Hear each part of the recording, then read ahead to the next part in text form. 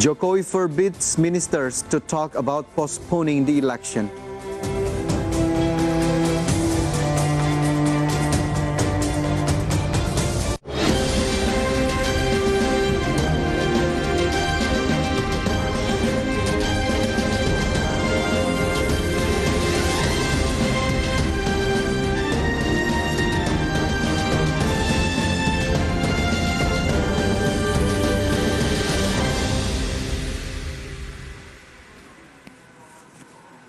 Good evening, it's Friday, April 8th, 2022. Market Headlines is ready to provide you information from business and economic. And with me, Fajar Wayong, you're watching Market Headlines.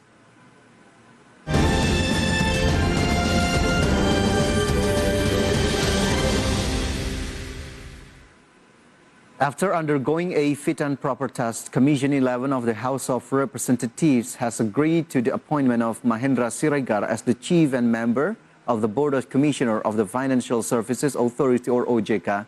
Siregar elected Chief for the 2022 and 2027 term. Commission 11 of the House of Representatives has agreed to the appointment of Mahendra Siregar as the Chief and Member of the Board of Commissioners of the Financial Services Authority or OJK for the 2022-2027 term. Chief of the House of Commission 11, Kahar Muzakir, stated through deliberations to reach an agreement, the House has proposed candidates for members of the OJK Board of Commissioners to be endorsed at the plenary session. Siregar was elected Chief of the OJK Board of Commissioners after undergoing a fit and proper test conducted by Commission 11 of the House.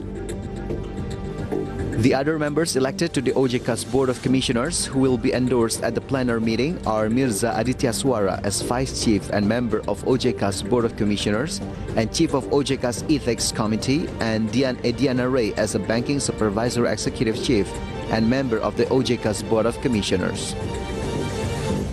Meanwhile, Inarno Jayadi has been elected as Capital Market Supervisory Executive Chief and Member, and Ogi Prastomiono as Insurance, Pension Fund, Financing Institution and other Financial Service Institution Supervisory Executive Chief and Member. Further, Sofia Isabella Watimena has been elected as Chief of the Audit Board and Member, and Friderika Widyasari Dewi as a Member overseeing Education and Consumer Protection. IDX Channel reports.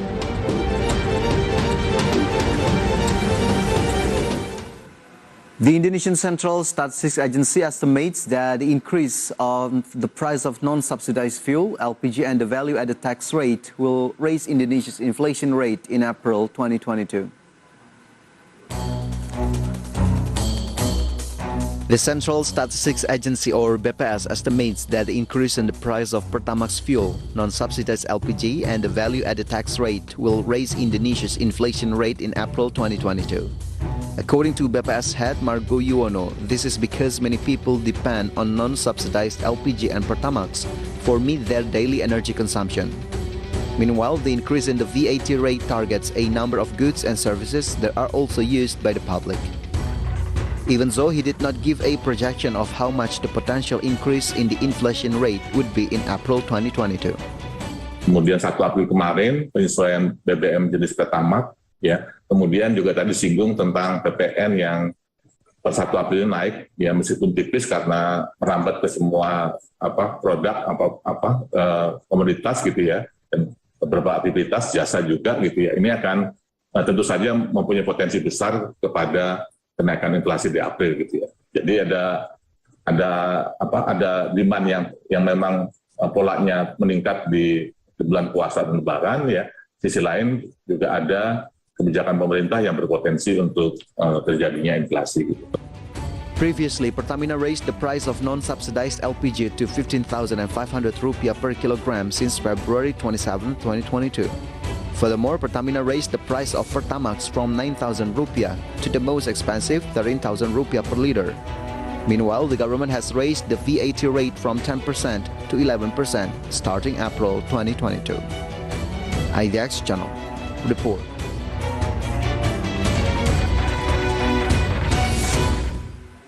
Senior economist Faisal Basri believes that the government is the source of the complicated cooking oil problem that has occurred in recent months. He says that government's mistake is by imposing two-price policy for crude palm oil to the biodiesel and cooking oil factory.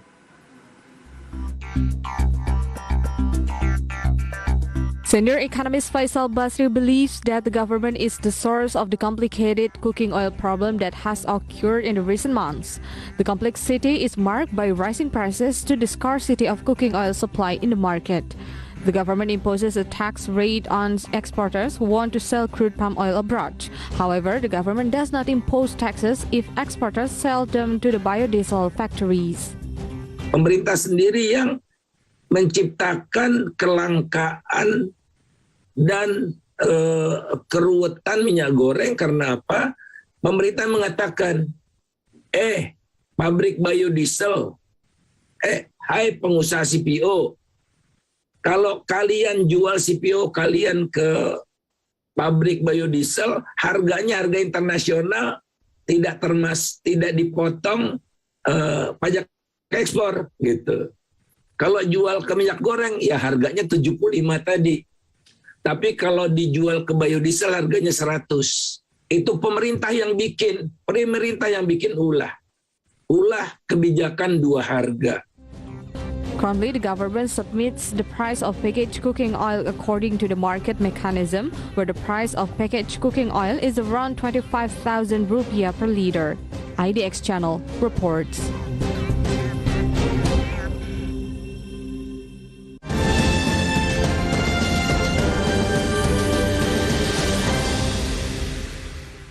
And we're moving on to global update. Shell will write down up to $5 billion following its decision to exit Russia. Meanwhile, Samsung Electronics estimated a 50% jump in earnings for the first quarter. More stories on today's International Minute.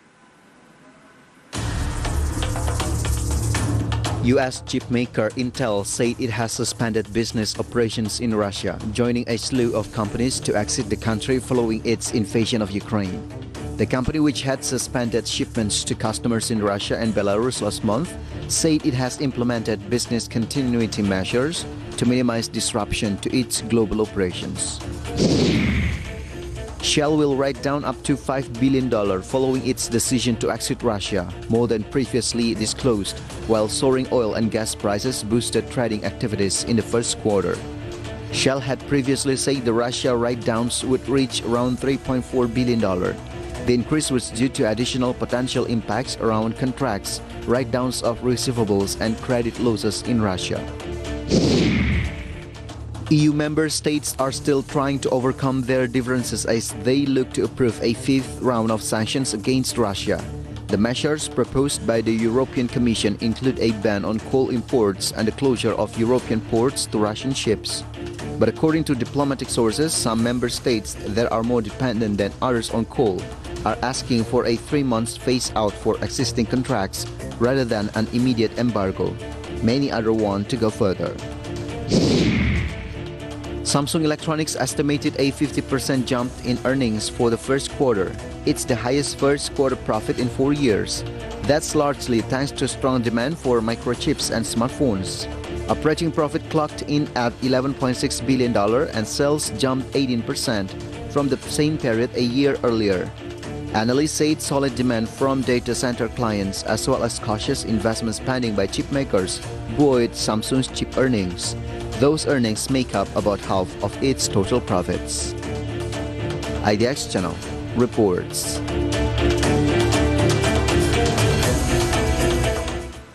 Indonesia not to abandon fossil energy in energy transition. Market headlines will be right back.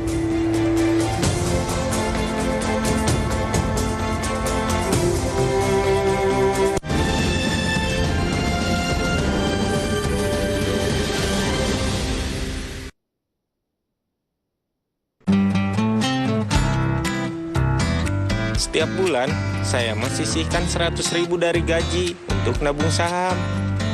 Cara nabung saham nggak ribet, saya aja bisa kok. Jangan mengandalkan orang tua terus, makanya saya mulai nabung saham. Yuk kita nabung saham sekarang.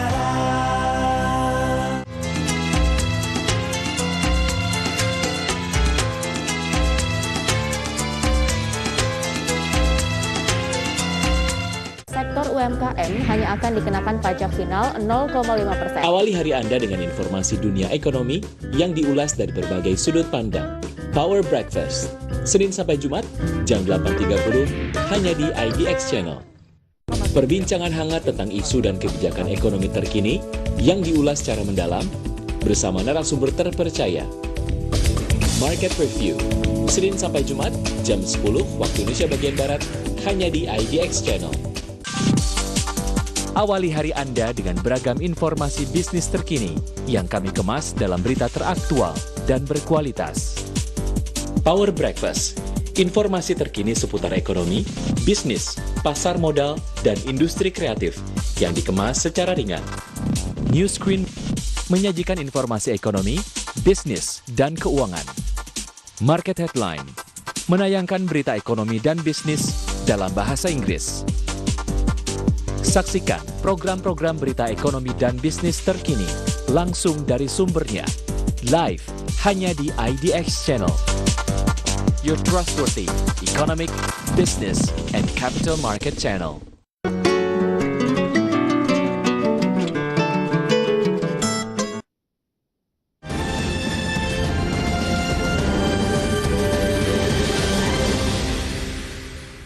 You're watching Market Headlines. President Joko Widodo finally spoke about the discourse on extending the presidential term and postponing the 2024 election.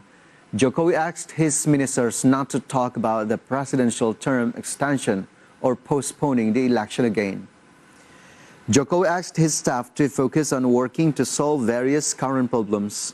Before mentioning the discourse of postponing the election, Jokowi conveyed to his staff about the importance of having a sense of crisis.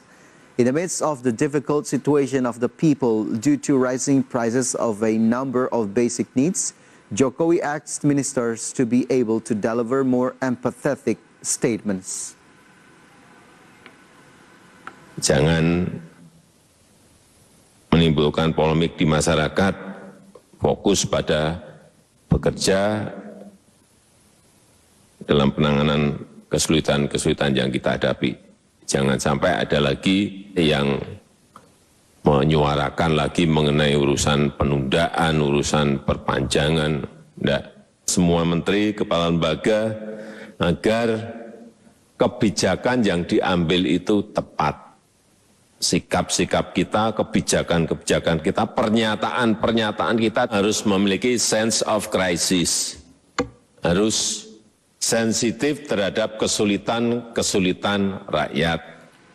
Bank Indonesia believes that Indonesia's economy can grow in the range of 4.7% to 5.5%. The central bank explained that the projected acceleration of economic growth will be supported by various factors. The governor of Bank Indonesia believes that the current economic recovery will be even stronger, although the IMF projections for Indonesia's economic growth will be trimmed from 5.9% to 5.4%, but the strength of the domestic economy will certainly support the current recovery. The governor of Bank Indonesia, Periwarjo, explained that this year's economic recovery will bring growth in the range of 4.7% to 5.5%. The governor of Bank Indonesia explained that the projected accelerations of economic growth that improves will be supported by various factors, starting from the easing of active cases of COVID-19, which also encourage community activity so as to increase household consumption. Insya Allah pertumbuhan ekonomi kita tahun ini bisa 4,7 sampai 5,5% setelah 3,7% tahun lalu. Dan pertumbuhan ekonomi kita lebih seimbang. Tidak hanya didukung oleh ekspor, tapi juga konsumsi rumah tangga. Juga investasi, khususnya investasi non-bangunan, karena begitu banyaknya reformasi struktural, termasuk hilirisasi, termasuk PMA. However, the impact of geopolitical tension between Russia and Ukraine will have an impact on Indonesia. In addition to the normalizations of the Fed, geopolitical tensions between the two countries will add to the external pressure on the national economy. From Jakarta, Rajo Patmo for IDX Channel.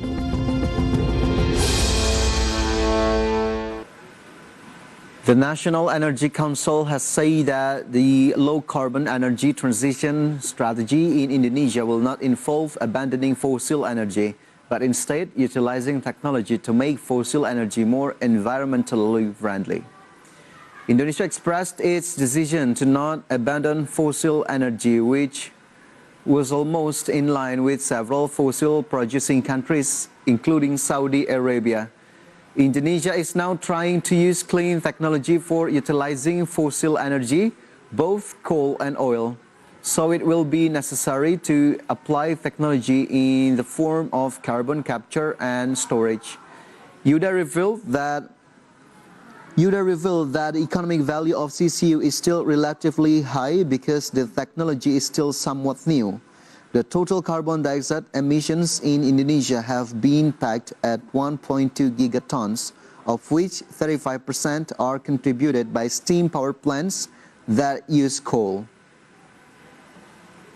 Masih nampak di tahun 2050 itu dominasi daripada fosil yang terdiri daripada minyak, gas, dan batu bara. Bahwa kita tidak phasing out fosil. Ya, kita Indonesia memilih kira-kira fosil itu tidak kita phase out, tetapi kita meminta untuk diimplementasikan adanya teknologi bersih. Bank Indonesia reported that Indonesia's foreign exchange reserves at the end of March 2022 declined to $139.1 billion compared to $141.4 billion at the end of February. Bank Indonesia reported that Indonesia's foreign exchange reserves at the end of March 2022 remained high at $139.1 billion, albeit decreasing as compared to $141.4 billion at the end of February 2022. Executive Director of the Head of the Communications Department of Bank Indonesia, Erwin Haryono, noted that the decline in foreign exchange reserves last month was influenced by the need for payment of the government's foreign debt. Despite the decline, Haryono remarked that the positions of foreign exchange reserves was equivalent to financing 7.2 months of imports or 7 months of imports and servicing government foreign debt, and was above the international adequacy standard of around 3 months of imports. Bank Indonesia assumes the foreign exchange reserves to be able to support external sector resilience and maintain macroeconomic and financial system stability. The central bank estimates that foreign exchange reserve will remain adequate, supported by stability and maintained economic prospects. This condition is in line with various policy response to promote economic recovery, the director stated. IDX Channel reports.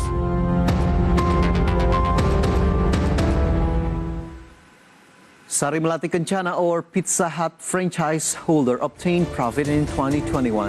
Market headlines. We'll be back after this quick break.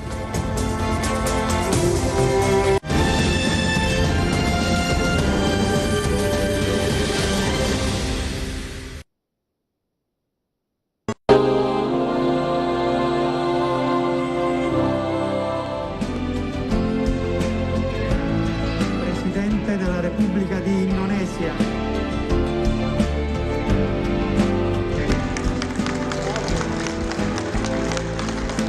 Presidensi G20 di Indonesia akan mendorong upaya bersama untuk pemulihan ekonomi dunia dengan tema Recover Together, Recover Stronger.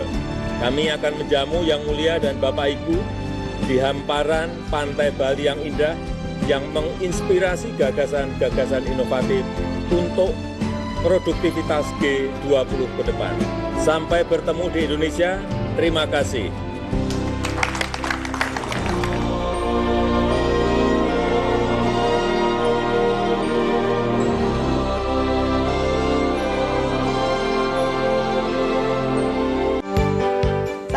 Datu membawakan program berita News Screen yang menghadirkan informasi seputar ekonomi maupun juga bisnis dari dalam negeri.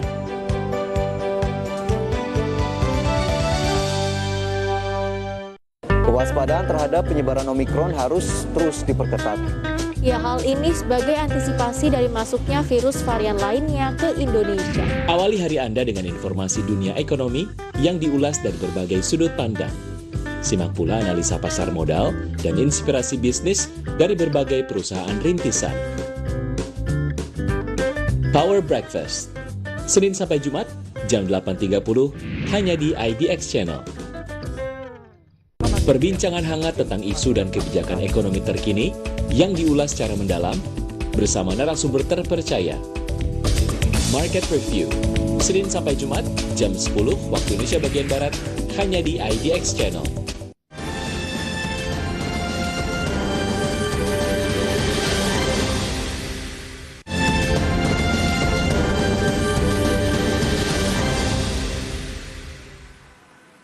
And welcome back on Market Headlines. From today's trading highlight at the Jakarta Composite Index Intraday Movement. Earlier today, JCI was open at the level of 7,157.41.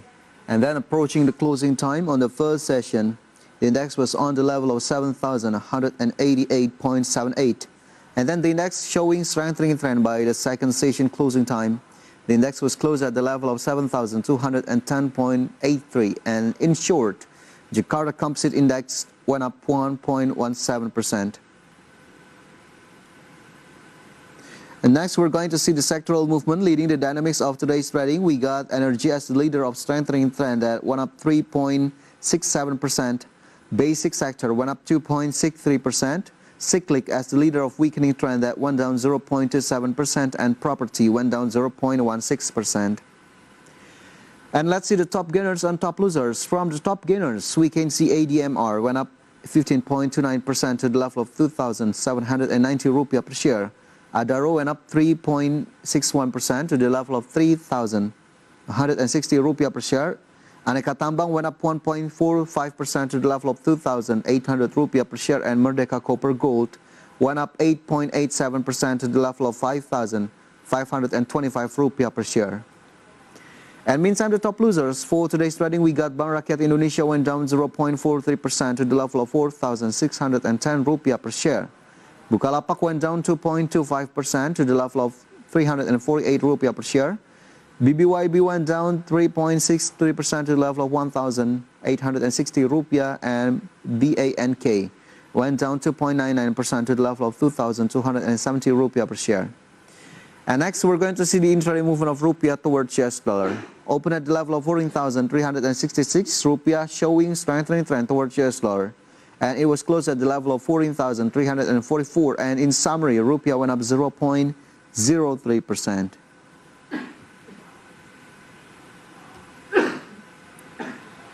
After suffering a loss in 2020, Sari Melati Kencana, or Pizza Hut franchise holder, managed to record a net profit in 2021 of 60.76 billion rupiah in 2021. Sari Melati Kencana posted a profit in 2021 after suffering a loss of 93.51 billion rupiah in 2020. The company holding the franchise rights to Pizza Hut managed to record a net profit for the year of 60.76 billion in 2021. The company earned a net profit despite declining sales. Based on the company's financial statements, the company's net sales fell 1.14% year-on-year to 3.41 trillion rupiah. Based on product segment, the company's sales of food and beverage before deducting compact discounts decreased. Food sales fell 1.12% year-on-year to 3.25 trillion rupiah from 3.28 trillion in the previous year.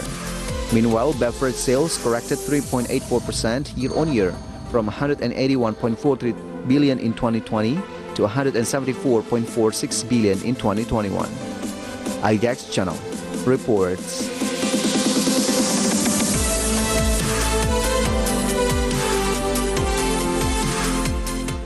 Matahari Department Store approved a dividend of 350 rupiah per share for the 2021 financial year. The total final dividend to distribute will be around 657 billion rupiah. Matahari Department Store approved a dividend of 350 rupiah per share for the 2021 financial year. This decision is in accordance with the results of the annual general meeting of shareholders held on April 5, 2022. Matahari is noted to have paid an interim dividend of 100 rupiah per share in December 2021. Thus, the final dividend to be paid will be 250 rupiah per share. The number of outstanding shares is 2.63 billion shares, so that the total final dividend given is around 657.5 billion rupiah. The final dividend will be paid on May 6, 2022. Shareholders who are registered in the Register of Shareholders of the company on April 18, 2022 are entitled to receive dividend payments. Going forward, management recommends paying dividends of 500 rupiah per share for 2022 and 2023. IDX Channel reports.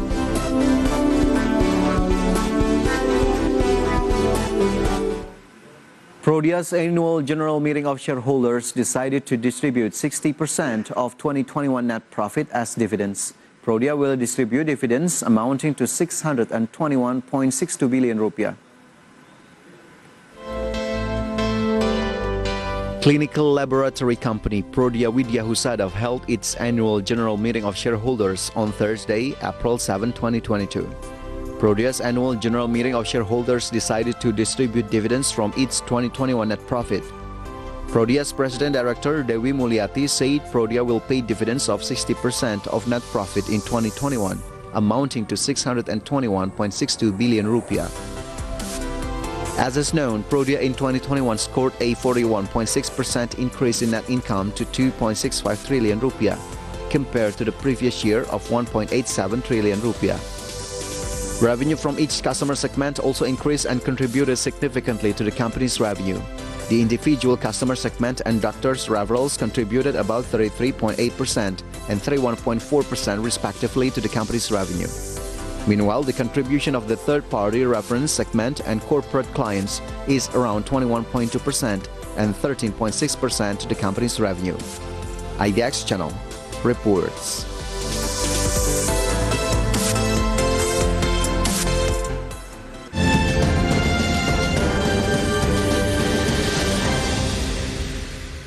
And the news close our market headlines today, and please enjoy our next program on IDX Channel, your trustworthy economic, business and capital market channel. And I'm Fajar Wayong. Have a nice evening and stay safe.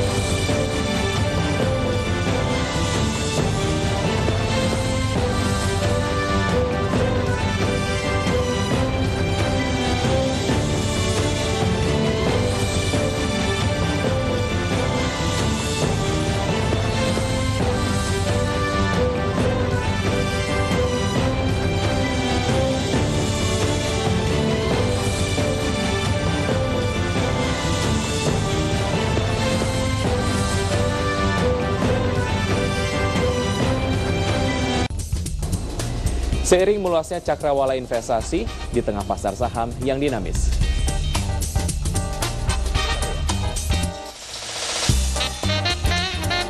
Analisa mendalam diperlukan untuk menemukan saham berorientasi value yang menghasilkan kinerja yang tinggi. IDX Channel akan mengulas isu pasar dan pergerakan saham terkini. Saksikan ulasannya bersama analis terpercaya hanya di IDX Channel.